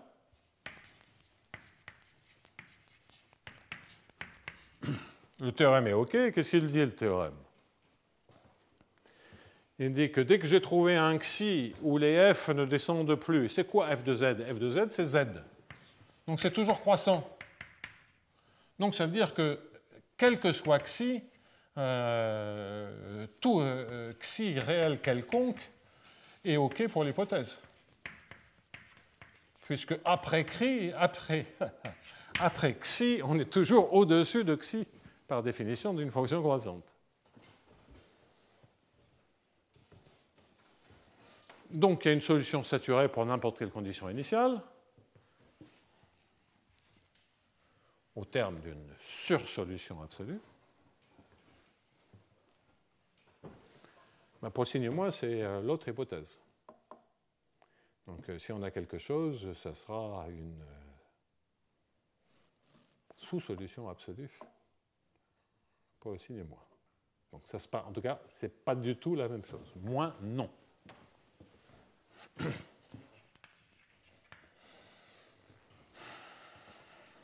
Bon. Non, oubliez sur mon histoire de sous-solution absolue, surtout pas. Non. Pourquoi? On doit bien pouvoir comprendre sur une équation comme ceci, dont on connaît explicitement les solutions, on doit bien pouvoir comprendre ce qui se passe. Ce qui se passe, ce n'est pas très compliqué. Parce que dans le cas du signe plus, en fait, si je regarde ut plus ux égale à 0 pour x négatif ou nul, que j'impose une condition initiale ut égale à 0 est égal à u0 de x, sans aucune condition aux limites, la solution est donnée par U0 de x moins t. Il n'y en a qu'une, donc elle est tout ce que vous voulez. Voilà. Et ça, c'est bien défini pour tous les x négatifs, parce que vous avez un moins t. Donc le signe est très important. Donc ces solutions, et vous pouvez rajouter ce que vous voulez au bord, ça ne change rien.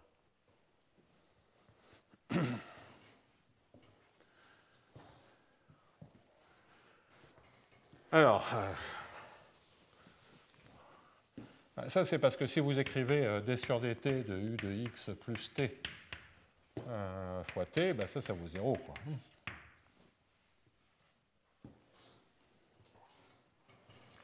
Donc ça, vous avez le droit de l'écrire. Je ne vais pas mettre x ici, c'est piégeux. Je vais dire d sur dt de u de y plus t de t vaut 0. Ça, c'est l'équation. Pour y, donc ça, il faut que ça soit négatif. Pour y plus petit que moins t.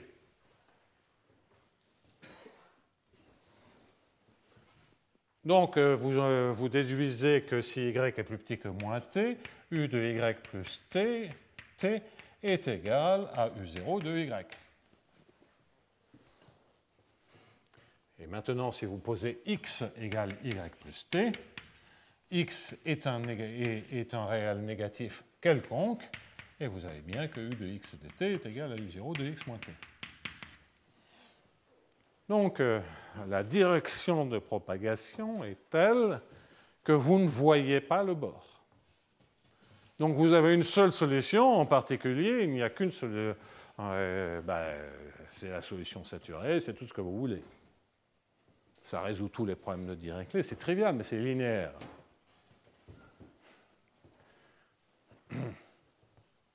Implicitement, vous voyez l'opinion, la grande opinion que j'ai des problèmes linéaires. Non, je plaisante. Mais c'est linéaire et ce sont des équations très simples.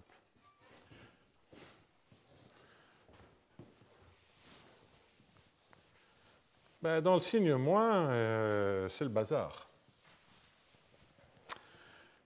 Dans le signe moins, la formule que vous auriez envie de remplacer, qui est un U0 de x plus t,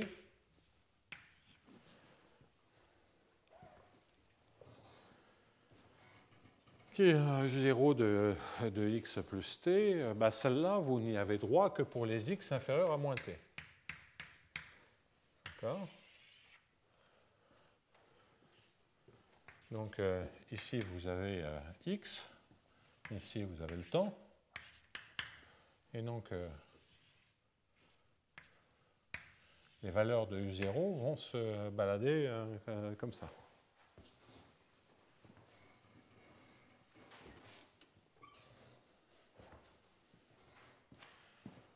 OK ?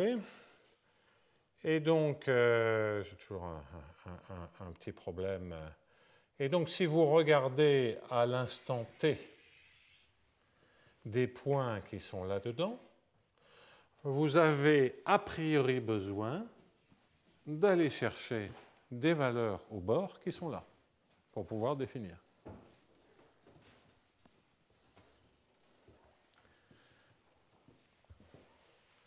Donc, je vais essayer de construire la solution générale. Si je prends donc maintenant x, je dis bien essayer, je ne vous garantis pas à cette heure-ci, vu mon état et à la fin de l'année. Donc pour x plus grand que moins t, donc je vais me balader là-dessus. Le temps que je vais mettre, c'est moins x. OK ? Donc, qu'est-ce que ça veut dire ça? Donc, c'est ici, je vais avoir une condition au bord. Vous savez, ce que je vais faire, c'est que je vais prendre U0 égale à 0, puisque de toute façon, on a compris ce que c'était le background. Le background, c'est ces valeurs qui se déplacent. Et donc, là, qu'est-ce que j'ai envie de prendre? Donc, j'ai envie de dire que pour x inférieur à moins t, u est égal à 0. Pour x plus grand que moins t, eh bien, a priori, je vais avoir ici phi au temps moins x. Quelque chose comme ça. Je ne suis pas tout à fait sûr de moi, là. Je ne sais pas très bien ce que je raconte. C'est la valeur au bord, au temps de sortie. Le temps de sortie, c'est moins x. Mais ça, je ne vois pas comment ça peut vérifier l'équation. Ah oui, parce que le temps ici, c'est moins x. OK. Bon. Ah oui, oh là là, je raconte n'importe quoi là. Bon, pardonnez-moi, là, je suis trop fatigué, je n'ai jamais arrivé à construire les formules exactes. Donc, pour x inférieur ou égal à moins t, on a eu 0 de x plus t. Donc, ce que je disais, c'est que si x, si on s'intéresse à la solution, en fait, c'est ici qu'il faudra regarder. Tout mon schéma est faux. Donc,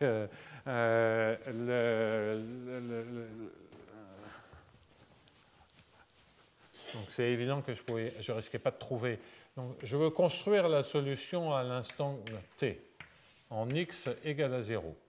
La solution à l'instant t, je peux la construire à jusqu'au point moins t. Et au point moins t, ça vient de 0. Donc j'avais mis les flèches complètement dans le mauvais sens. Voilà. Et donc, la valeur qui est au bord, qui sont des conditions de Dirichlet, vont être propagées toujours à la même vitesse pour donner les valeurs entre 0 et moins t. Et donc, vous voyez, et ça va vous construire une solution, vous donnez des valeurs des conditions limites de Dirichlet, ça vous construit en les déplaçant à vitesse constante une solution du problème. En particulier, vous pouvez résoudre le problème de Dirichlet pour n'importe quelle condition aux limites. Donc j'ai juste fait un dessin, vous prescrivez n'importe quelle fonction du temps et vous la propagez comme ceci. Donc cela signifie bien qu'il n'y a absolument rien d'extrémal. Vous pouvez prendre des conditions aux limites aussi grandes que vous voulez, des conditions aux limites aussi petites que vous voulez, et vous en aurez. Donc il n'y a qu'un seul signe qui marche, et ce signe est associé à x négatif ou nul. C'est le signe plus. Et dans le cas du signe plus, c'est trivial, il y a une seule solution. Donc là, maintenant, je me sens capable de vous donner des formules. Hein. Ce n'est pas très compliqué. Si ici, vous avez un phi de s, donc ça va vous donner ici, je dis ça, mais je ne vais quand même pas y arriver, ça va vous donner ça où s est compris entre 0 et temps. Ici, vous allez avoir phi de s, et ça sera pour x égale moins s.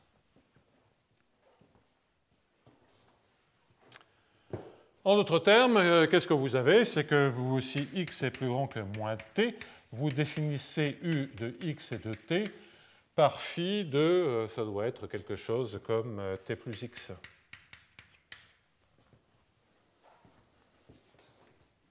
Et effectivement, quel que soit phi, c'est une solution du problème. Voilà.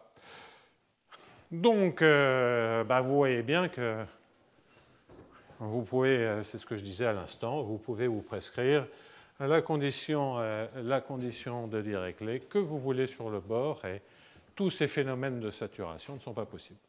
Donc voilà comment le cadre linéaire s'insère en se trivialisant, ou bien c'est très très impossible, ou bien c'est très très facile. Mais ça, c'est le problème linéaire. Donc, il ne me reste plus qu'à conclure ces précisions, même si je suis irrité par le F sur l'histoire du L1 et de la continuité en 0, ce par quoi j'ai commencé aujourd'hui, mais je vous donnerai la réponse maximale après les vacances. Cela termine ce que je voulais vous raconter sur les solutions saturées. Donc, je vais introduire un petit peu le sujet suivant. Et peut-être expliquer d'où toutes ces préoccupations viennent.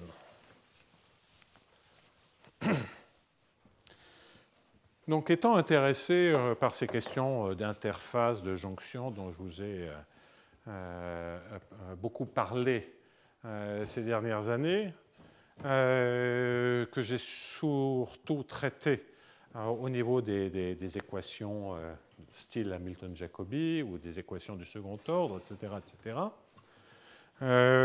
j'ai toujours indiqué qu'on pouvait faire des choses semblables. Je n'avais pas conscience de tout ce qui serait nécessaire de développer pour des lois de conservation, parce que des problèmes comme ceci, avec des réseaux, des problèmes de conservation, de discontinuité, d'interface, pour des lois de conservation, il y en a énormément. On se sert des lois de conservation pour des modèles de trafic. Donc, pensez à une intersection comme ceci. Vous avez deux voies d'autoroute qui se rejoignent. Il y a énormément de problèmes comme ceci, avec des lois de conservation. Et donc, assez systématiquement, je me suis donc dit, il faut que je sache absolument tout de ce qui se passe si j'ai un bord. D'où le fait de comprendre les conditions limites les plus simples, c'est de dire les clés. Alors déjà, quand on voit la littérature, ce n'est pas spécialement simple, mais je pense que vous avoir convaincu qu'on pouvait comprendre ça de manière un peu plus propre. D'où le fait que, d'un autre côté, en même temps, comme dirait l'autre,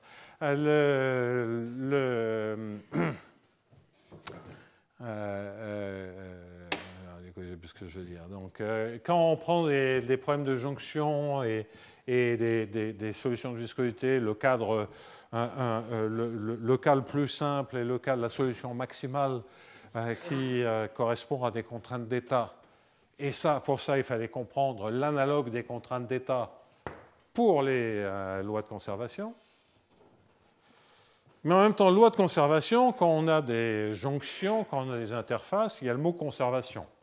Quelque part, il faut dire qu'à cause de la singularité, à cause de la jonction, on n'est pas en train de créer de la masse, là, en ce point-là, ou qu'il n'y en a pas qui disparaît dans ce point-là.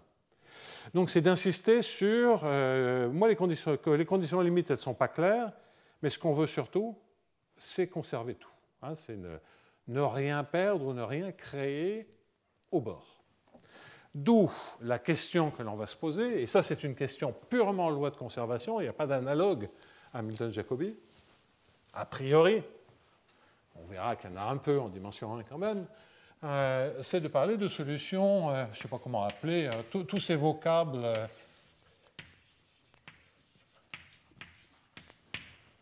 tous ces vocables, que ce soit saturés, conservatifs, comme sont des objets qui ne semblent pas être apparus dans la littérature, je les ai affublés de noms qui me paraissaient raisonnables, mais ce ne sont pas des noms consacrés, ils existent nulle part, à part dans le cours cette année. Donc, solution conservative. De quoi s'agit-il? Bien, il va s'agir de, grosso modo, si on a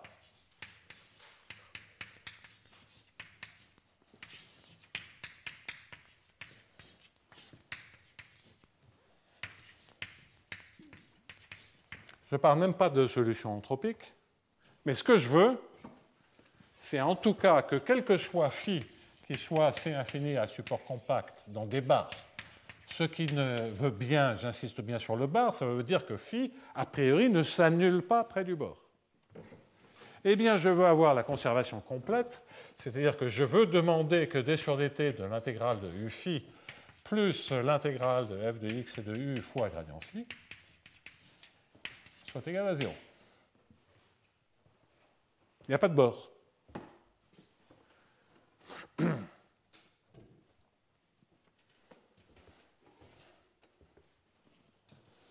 Si on avait le Laplacien, ça serait Neumann. Bon. Et ça, formellement, si c'était régulier, ça veut dire quoi? Ça veut dire que f scalaire n, f de x et de u, scalaire n de x est égal à 0 sur le bord de D.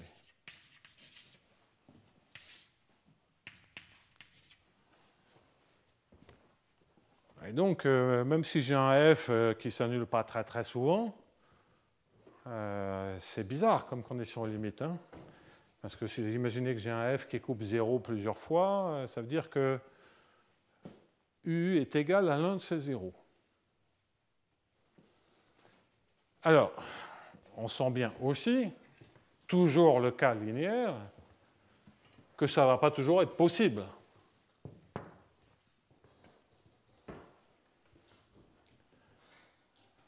En fait, ce que l'on va voir, c'est des conditions qui me paraissent assez optimales pour que ces objets-là existent, et que sous ces hypothèses, il y a une unique solution anthropique de ces problèmes-là. Donc ça va prendre un peu de temps. La démonstration de l'unicité est assez amusante. On va reprendre des idées de problèmes de Dirichlet. Une fois qu'on a une idée, on applique toujours la même idée. Hein. Et ça va nous amener, nous rapprocher beaucoup des interfaces et des jonctions. Donc le plan, ça sera toujours pareil, de régulariser avec un peu de viscosité, de comprendre qu'au niveau du problème régularisé avec viscosité, quand on peut résoudre, il y a unicité des solutions, de faire tendre epsilon vers 0 et de comprendre un peu ce qui se passe, étant entendu que ce qui va se passer, c'est que même si on sait résoudre les problèmes régularisés, il va y avoir des cas de figure où la solution va exister et d'autres cas de figure où près de 0, de la masse va s'accumuler. Donc il va y avoir des phénomènes de concentration au bord, auquel cas on n'aura pas de solution. Donc on va comprendre cette zoologie et grosso modo, en linéaire, ça sera le plus et le moins 1. Voilà, donc voilà le type de problème qu'on va regarder et il est pile 11 heures, donc ça sera après le break j'allais dire des vacances, mais enfin, on n'est pas obligé de prendre des vacances. Donc, enfin, si vous en prenez, je vous les souhaite excellentes et je vous souhaite de bonnes fêtes. Et on se retrouve le... Ouais, si le lundi est le 1er... 12, bon, très bien. Alors, je vous crois sur parole. Ah oui, c'est un samedi 13, donc oui, le 12, c'est bon. Le vendredi 5, ça fait toujours partie des vacances, c'est ça? Hein? Bien. Oui, donc il restera 2 cours, le 12 et le 19. Hein? Eh bien, bonne fête.